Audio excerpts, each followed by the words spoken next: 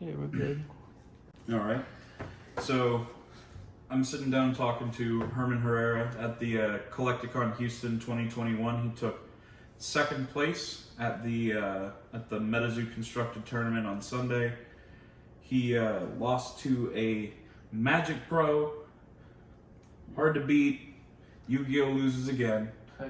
But we are here with the deck list, which was very similar to his opponents. Seems like they kind of solved the format for Cryptid Nation. Now Nightfall's out. Meta changes. But it's definitely worth building on top of what worked last time to come into this new set. So let's take a look at a deck list. Alright, so Russell and I play tested quite a bit. Well, I want to say quite a bit, like 10 matches maybe. I honestly think it was less than that. Like we played maybe 2 or 3 matches against each other with gas. It was gas green, gas lightning at first. For what it's worth, we're the ones who came up with gas. So all y'all that are running gas spirit, you did it wrong. But at the same time, we played like 4 matches of that, and then he swapped to lightning, and I played him 1 match of that, and I was like, okay, lightning's the way to go, just by the sheer speed of it. With the first set of Metazoo, it was gonna be really tough to combine 2 colors like right away. But with this now Nightfall, like they're kind of forcing you to at least think outside the box now. But I still think that this deck is still viable in this format, but we made a really good call for that tournament. Absolutely, I agree. There were a few gas sleep players to Spirit and Fire, but because of how quick this deck is, it can hit a gas which is 50, it's not flying. So even if they can get something out and set up for Fire, usually they're staring down the barrel because we're starting off with 4 Quetzalcoatlus already. These are flying. They come in with haste. And then the Metal Man of Alabama, you run 2 of these. They'll come in with the 2-drop because you're going to have 10 foil. Yeah, it takes out their double crystals, so it puts them back a turn. Yes. Like it's one of the Lightning's biggest advantages, especially against gas. Like I think a lot of like players at that tournament, it was like a lot of user error. Like I saw a lot of players just shotgun gas with no untapped mana, or untapped orders rather, and just like they summoned it and ended, and then turn 4, it's like I can kill it, and once you kill both of them, they have no win condition. That was how I won my top 8 match. They dropped 1 and dropped another, and I was able to kill them. There's no recourse to come back. They're not running dark to add anything back. Yeah, they just kind of left gas. Like I watched the entire match. I was pretty vocal during the entire top 8 for the homie, but like watching the match between the gas player, he really just summoned his gas and just left it out as a sitting duck. Like it was really like, I don't know, it was a rather easy match watching it, like with how he played it out. Morpheus you couldn't play on my turn, so where I have like paralyzed or something to play on my opponent's turn, Morpheus is gonna have to wait for me to get in there, because like I'll have chibis out to try to draw your fireballs, but then how are you gonna deal with the ding bell, which my opponent will admit I dropped this as a 6-drop on turn 2. So when I'm playing 5 of them, I'm going to get this card. And that's another way to beat gas spirit. It's like you can't sleep what's not on the field. So if I just don't summon anything and I just wait till I have a combo, or I wait till you have to summon something in response and use too much mana to where you can't sleep it, like you can't sleep what's not on the field. Especially when over half the deck has haste already as it is. And Ding Bell's a hard counter to the people who are having the radio as the 4th wall effect to try and block your Metal Man as well. Yep, you could drop it, it'll bounce off the radio, drop Metal Man, it'll go to haste and attack the crystal, attack the gas, and even then, like we were talking about, lightning in a bottle, I play 3 of them. When I bring out a Dean Bell, this should be behind it most of the time. Especially on turn 2 or 3, I'm trying to generate advantage. Yeah, that's the big swing play is saving up the auras for the ding bells, especially against sleep. Doesn't matter if they sleep your ding ball if you generated 6 tokens off of it. And that's what we call like the exponential effect with how many auras that we play in this deck. So, which we'll get to in a second. So, and then like I said, talking about paralyze, run 3 of them to stop your opponent. You'll freeze them. It doesn't go away until the end of the next player's turn. And then lightning bolt, play 2, does the 25 damage to a BC. They really helped out trying to get around Barbecue Sam. So it dropped it from going from 100 to 75, way more manageable. Now, this is where a lot of people have differentiated in this game is the aura count. So originally we were going to do 12, but Russ convinced me that it's easier to play Chaos Crystal and ramp up that way than actually hard play, so we went down to 11 auras. So there's 11 lightning aura, but of course you gotta play your dual land, your dual shots to bring out 2. It's important to note that we debated on Chaos Crystal because we were running Lightning, and Lightning inherently, by spell wise, can't get rid of Chaos Crystal. But at the same time, it's like, if everyone else is going to play Chaos Crystal, we might as well do it. Because if you can't get rid of it, then it's going to be a problem. Yep, and it was a big problem. This is the reason why I dropped a 6 Dean Bell on turn 2. Yeah, especially early in the game because in the first 2 turns, they have to expend at least most of their turn and a card from their hand just to deal with that so that you don't gain that advantage over them. Right, and if they're playing Gas Spirit, they're going to have a Fireball. They're just going to have to. And especially when you're playing Dingbell, having that extra 3 mana, especially when you're playing Lightning, it makes them choose because they could hold the Fireball, but if you have the Dingbell in hand, they have to hit that Chaos Crystal or they're going to have something seriously awful to deal with. Yeah, that's the catch-22 is that 9 times out of 10 they have an out, and especially now with this new set, they're more than likely going to have an out in their hand. But for the very first set for this particular tournament, we were looking at the current card pool. There wasn't that many cards aside from Fire that you could really just draw 10 copies and just smoke it. So at that point it's like, yeah, late game is not that good because they probably have a board, but from what we experienced at the tournament, we were the late game. Yep. Every time the deck was built in mind of trying to drop an aura every turn, so your Dean Bell just get exponential to the point that they cannot keep up with the 6, 7, 8 drop, and the tokens that just swarm at some point. You can't even get through them because you just block with them. So that's where Chaos Crystal comes in, and of course you're going to run your 2 bookmark. You got to draw a card, bot agreed for anybody. That card's close. Yeah. Now, Cryptid Nation is another way to speed up the deck because it makes any card from Cryptid Nation a 2-drop.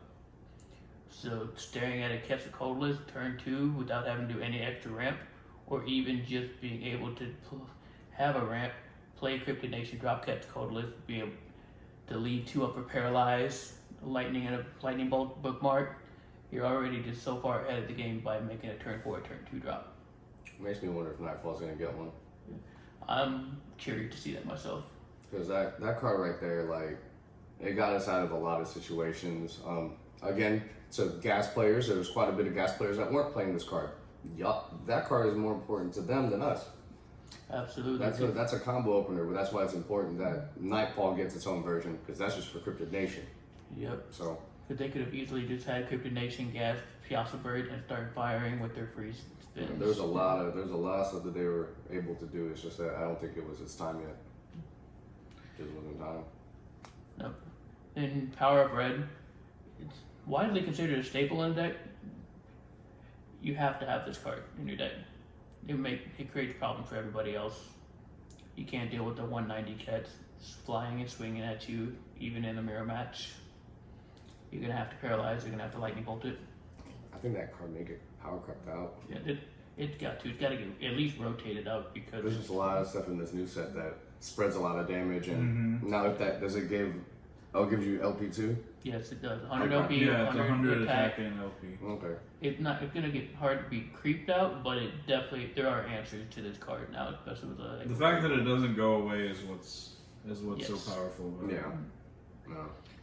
And then this card, if I played it in round 3 when I drew and had a major brain fart or just straight up a lack of experience player error, I would have won Game finals. 3. Yeah. I would have definitely won this game. Finals game 3, yeah. Yeah. I did draw it. I had it. Just didn't play it, trying to get too much value out of it. Yeah, he was in a catch-22 scenario. Yeah. So. Which is a problem with when you're running like one-ups with Power Up Red. You kind of need that card. But had I really just played more or it would have shown up that this card needed to be dropped whenever you have the opportunity to do it on your turn 1. For situational context, he went first, opened with New Year's New Beginning, Aura, Power Parade was in his hand. Out of the 8 cards, I'd say probably 4 of them were immediately dead, probably take a couple turns. But he passes, his opponent goes Aura, Chaos Crystal, Double Crystal. Yep. So if he would just play New Year's New Beginnings, he would have got rid of all of his double crystals and then increased his chance of opening into his own crystals. Yep. To the card. It's easy to say hindsight 2020, but at the same time, like factoring the quality of the hand that he did draw, it's probably the better play that you do New Year's New Beginnings on that. And Still play literally lower. not something you're only going to learn if you just keep playing the game. Absolutely. Like, yeah, they come up in that So situation. to encourage the people watching this, like, we do joke around and say that we played less than 10 matches. But that's another thing too, though, is that we do have an extensive background of this game, or of different card games. So we're able to comprehend it a lot faster, but at the same time, it doesn't take too long to learn how to play this game. It's very fun, and when you have other people, iron sharpens iron. If you have another person that cares or that's willing to learn with you, you guys will get better together. Absolutely. And then you can make a deck together and trophy at a tournament. So when y'all were testing together, there were obviously, like, y'all were playing similar decks, or we were playing decks that we were testing out and seeing how they fared against things like this. How different was it to play in person at an event from what you tested with us, just among the house or among just anyone we found at locals? Well, the experience level is vastly different based on here versus whenever you leave somewhere else. Because we knew we could afford the entire card pool, like New Year's New Beginning right now, the cheapest one you can find $500, and that honestly a value for this card is 1 out of 1,000. It's undervalued. Yeah, it should be very undervalued. $2,000. Like the card's so powerful that Metazoo itself reprinted a different version so everyone could feel like they have the same card, and it's actually a vastly different card. Very The much new so. beginning that they're reprinting. It's not a bad card, and it's really good that they did that, but they had to do it because of this card for people to stay competitive. I 100% agree, because this card, just the discard alone, generates you so much advantage when you're going first, especially after seeing how I lost Game 3. Another important thing too is that whenever Herman and I did play tests against each other, we played as if New Year's New Beginning was in both of our decks. We were both playing it. So whenever we're playing against players, for example, one of my rounds, somebody was running a structure deck. So the chances of them having New Year's New Beginnings in their deck was probably slim to none. So being that I knew that they didn't have that card in their deck to use against me, I was able to make a myriad of different plays that I may or may not have made against Herman because I know he can play that card. So it really changes up your play style, but you really saw a lot of players. I keep saying gas, but that was the biggest hype deck, so we just kind of knew how to play against the deck, and a lot of the competitive players chose to play that deck. Most people that ran deep were running lightning, and then there was a dark deck that got 4th place. He got in there. I don't know how he did, but he did it. I mean, watch any of his matches, but he got in there, you know. Hand control got in there. What were some moves that your opponents made that you didn't anticipate through your testing? I didn't anticipate someone playing shock auras to ramp up quicker, because that was something I disregarded because we were playing against a gas deck.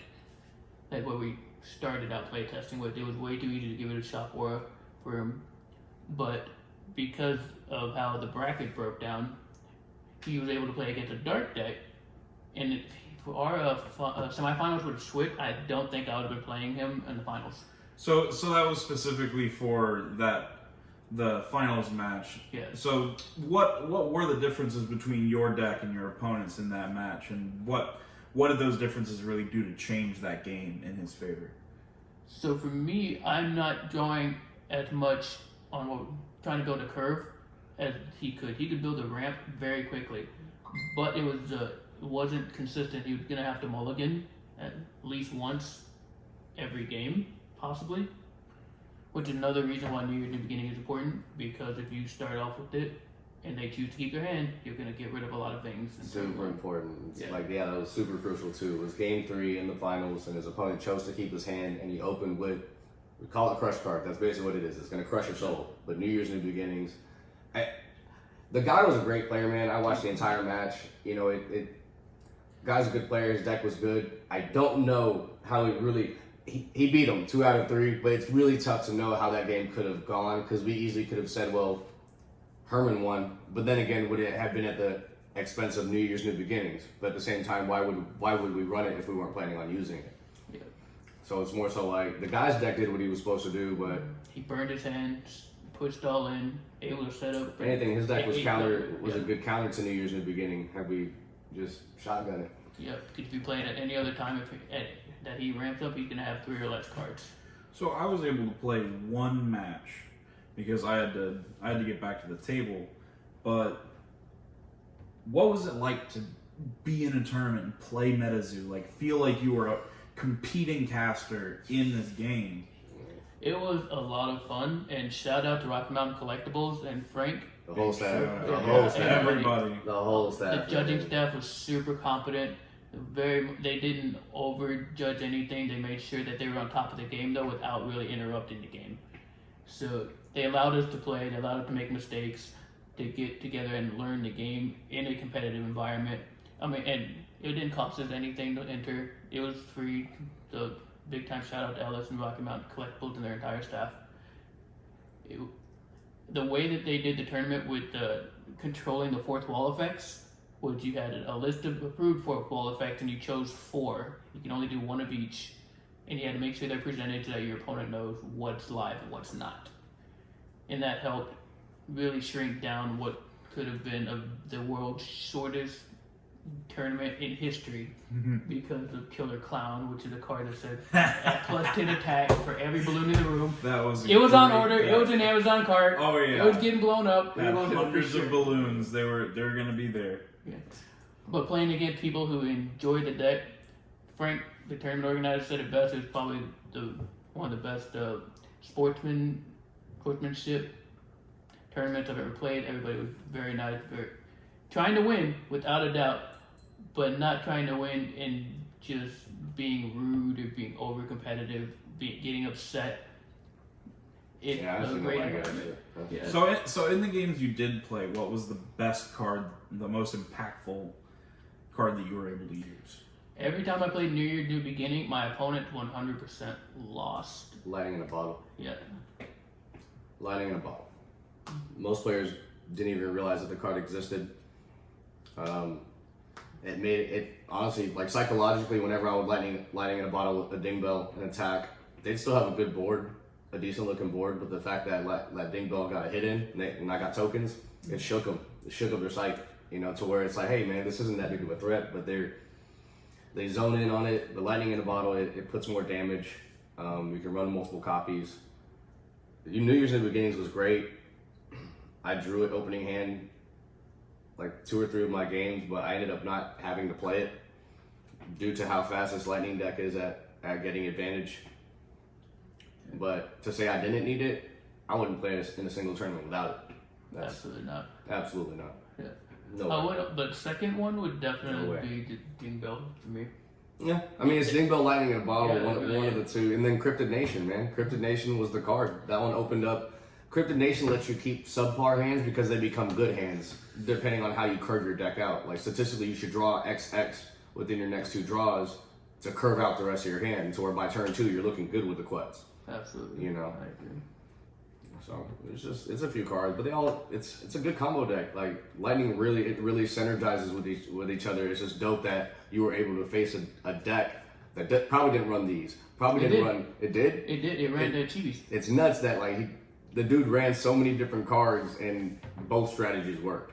And his strategy worked because he was from the Magic the Gathering background. He was able to understand which monsters need to be tapped and when he Very needed familiar tapping. with how to ramp up a deck building, and they also have a format called Limited, which they do run 40 cards in.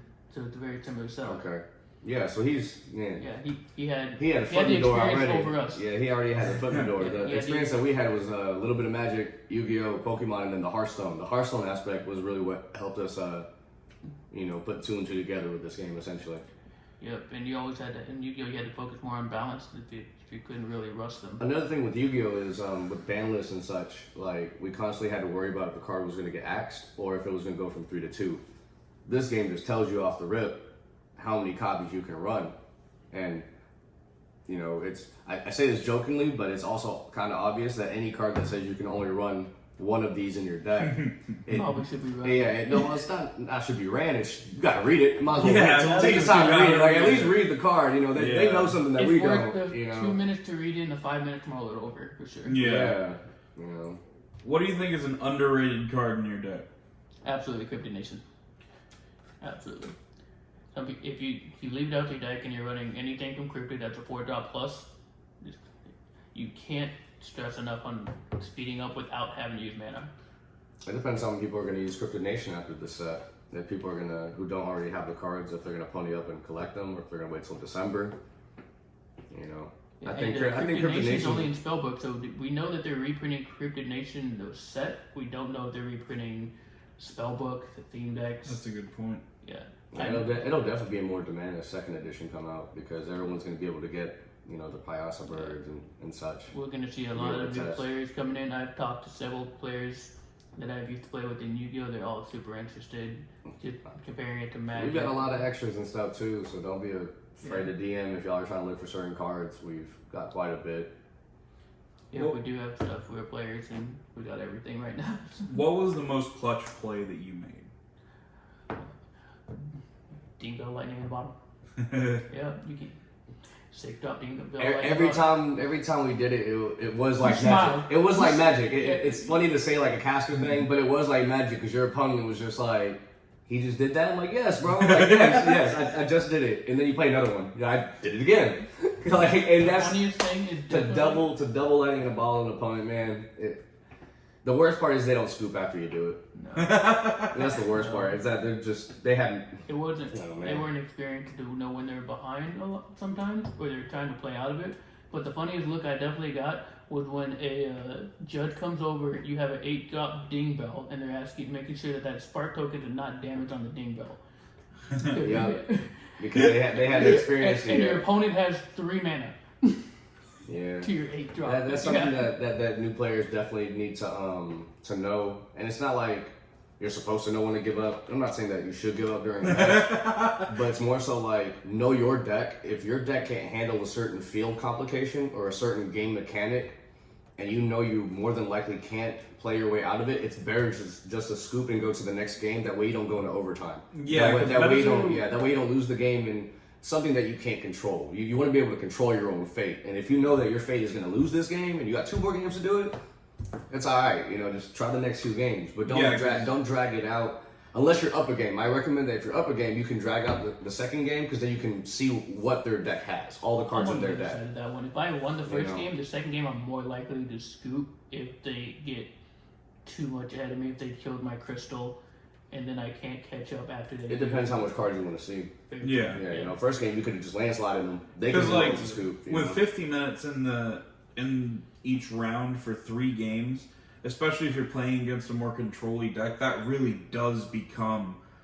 It's tough to get that many actions into that time because there's a lot of things to think about and there's a lot of cards that can be played. Well, definitely against a control deck, it takes 2 or 3 spots that have to go through correctly for you not to scoop that game. Yeah. They can stop a lightning in a bottle ding bell player. That's usually a scoop point. For new players coming in, I recommend that you guys read the card pool and write down on a list or keep very close attention to cards that can be used during either player's turns. Because very important. there's not many that are out yet. In the first set, it was very much I play my turn, you play your turn. This was one of the very few cards that you can activate on either player's turn, which is why we ran it, because it's basically the only thing that we can respond to an attack aside from a monster. They've released more cards now, but those are definitely some very important cards to keep accounted for. At the very least, even if you're not going to run them, someone's going to run it on you, and that's going to be a situation that you're going to have to be able to play through or play out of. I'll also say read the rule book, read the rule book. Get to know the status effects. They are very important, and that is why Paralyze is in the deck and an important card. So the most heavily focused on thing in a lot of deck profiles for Metazoo that I've seen has been the main deck, but the side deck is really where things start to get the calls for the meta and what you are expecting to see, and so what you put in your side deck often determines how well you do in the tournament in the later round. So what did you have in your side deck? Well, so in my side deck, The only real important cards are two of them. One of them definitely could have been main deck, but for control reasons, I kept the lightning in the bottle in. But every time I wanted to play them, you'd always play one of the promos, first anniversary celebration. It does 25 damage and nullifies all trait on page until the end of a turn. So what your traits are is on the top spot on the left, tell you if it can fly, if it can be affected by things. First strike, haste. This card does damage to any page and it'll turn all of your opponent's traits off, so you can hit things that can fly that you normally couldn't combat with unless they were attacking you. I mean, we also cited it because, let's be real, we couldn't get rid of Chaos Crystal. Yep, exactly. That card can get rid of Chaos Crystal. It sure can. That's our lightning bolt. That without the lightning, you know, like Yep.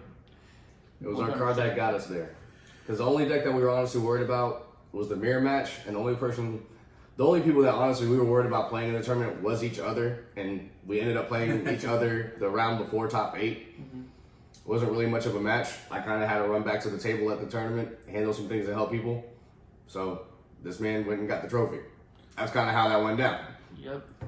So And we played one, and I played a mirror match first round of the tournament, and yeah, like honestly, Herman actually had a pretty good road to the finals. He played a guy from Austin, Dominic, and honestly, he was a good horse too to bet on. Man, he played a lot. He tested a lot. Disappointment for that one. Yeah. The thing is, though, is that about a week before that tournament, I told him about New Year's New Beginnings, and he said, "What this and this? What if I do that? What if I do this?" I was like, "What if I just New Beginnings you? Then what?" And then he plays Herman.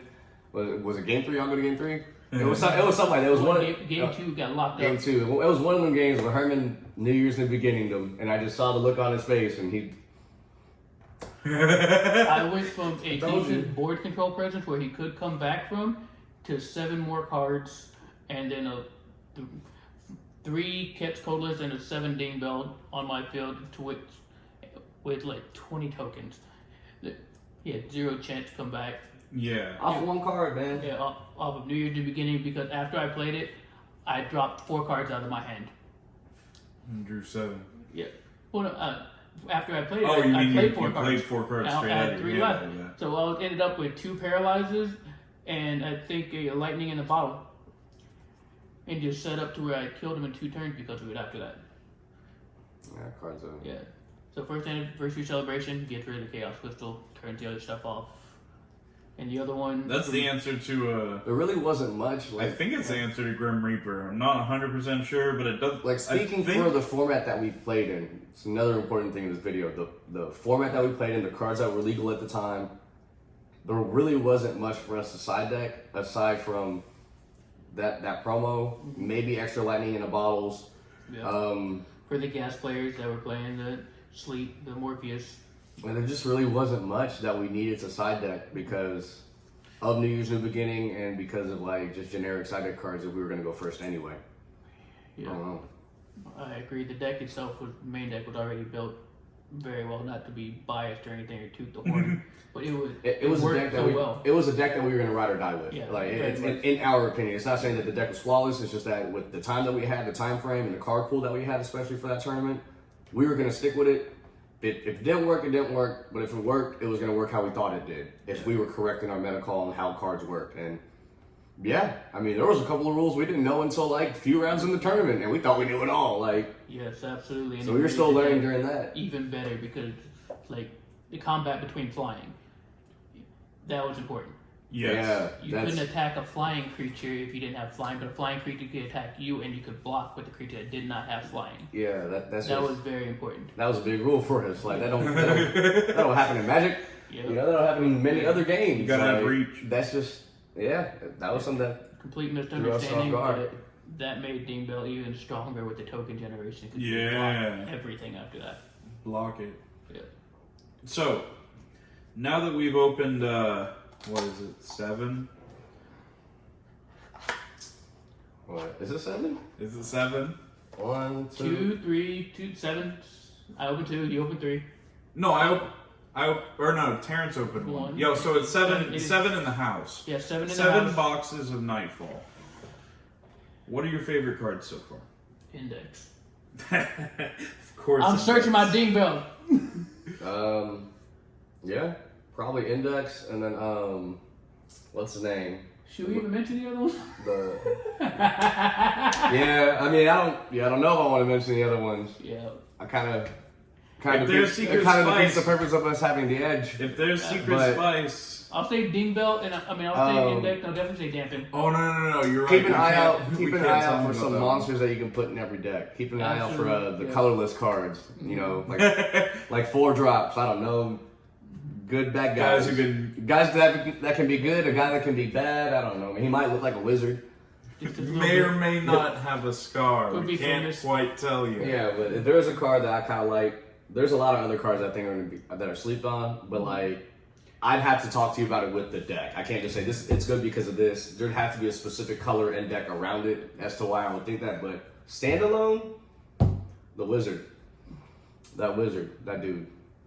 I'm glad I don't even know his name off the top of my head. I know what I want to say though. But I mean, the other, I think, game-changing one is definitely Aura Absorb. Yes. Aura Absorb is going to be very important for mirror match purposes and honestly control. It literally can turn it around in your favor because you can go Aura Absorb on whatever crystal that they have and then play Bookmark. Or Aura Absorb New Year, New Beginning. it keeps the game honest.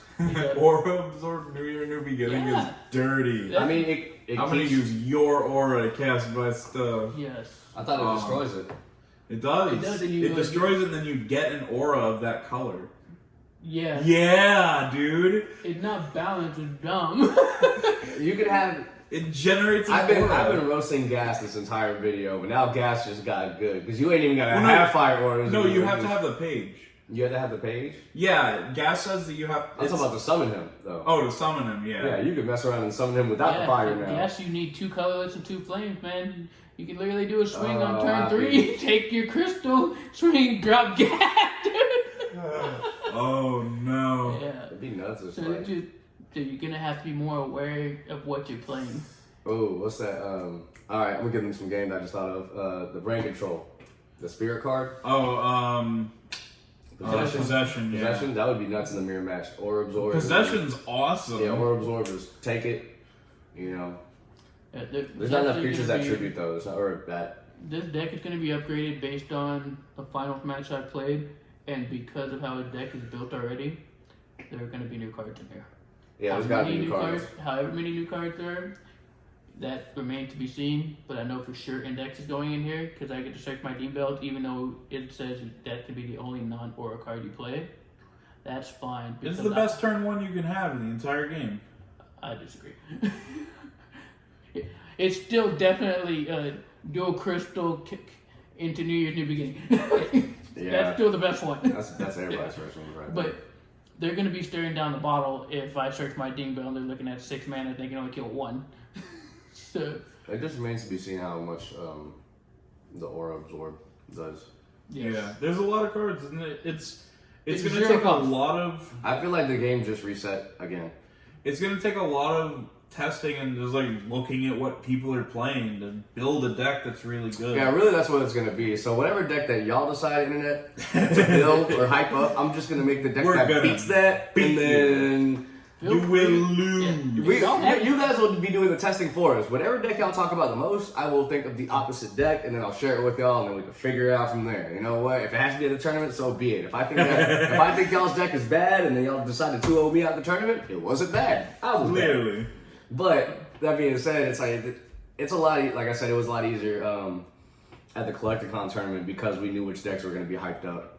So a lot of the headache was done by everybody else who had to go through the headache and posted the results. So I appreciate y'all posting y'all's tournament results. Yeah, this is for the people who want to get better. This is the deck that you currently have to beat. This core in some form or fashion is being played. You have to get past me dropping 4 to 6 X Ding Bell turn 2. This is a good deck to learn. There's not a lot of complicated plays in this deck. Not gonna lie. There's not a lot of complicated plays. The most complicated cards are probably gonna be these cards. One to use Lightning in a Bottle and one to use Paralyze. Absolutely. You know, New Year's New Beginning, Herman found a way to make it complicated. But even then, he's not taking the card out. Like, Nope. we're not taking the card out for nothing. So to give you all the full rundown of just how many of everything's in here, it's 4 Quetzalcoatlus, 2 Metal Man of Alabama, 2 Chibi Kets, 5 Ding Bells, 3 Lightning in the Bottles, 3 Paralyzed, 2 Lightning Bolts, 11 Lightning Ward, 2 Lightning Glass, a Chaos Crystal, 2 Bookmark, 1 Cryptid Nation, 1 Power Up Red, and of course 1 New Year, New Beginnings. All right. It was a good deck, man. It was good to Like, sit down with you congrats guys. on getting second again. Yeah, man. I for had all the sure, faith man. in you. Like, people that were at that tournament, y'all may have heard me saying that we were going to get a trophy. I may have annoyed y'all, but we got the trophy. We didn't get first That place, is true. but we got a trophy. Trophy. Shout out to first place. Dude was cool. James, very nice. Jim. Man, And he probably would have smoked me too had I played him in the finals at least one game. Like, I saw it. He played well, man. Like, He did. He played very well. we can't be mad that we lost to the same creatures. Like, So we were right. you know, yeah, We were right. we're wrong for being right, man. Like, all right, we don't. All right. Appreciate y'all. Thank you all very much Peace. for watching.